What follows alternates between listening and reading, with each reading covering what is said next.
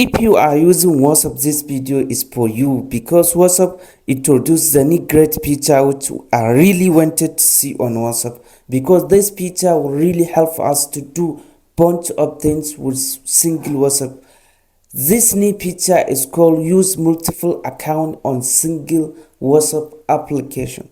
This means that if you are using WhatsApp Messenger with different at least 3 numbers, so you can use those 3 different accounts on single one WhatsApp Messenger. If you are using WhatsApp businesses with different phone number, you can use those different account on single WhatsApp business.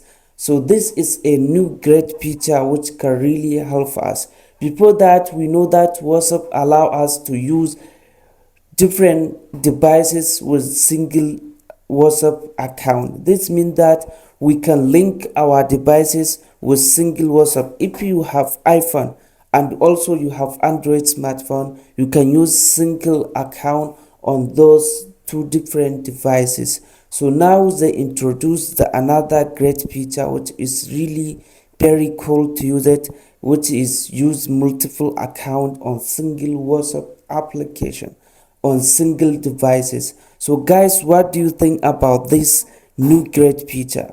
Let me know inside the comment section.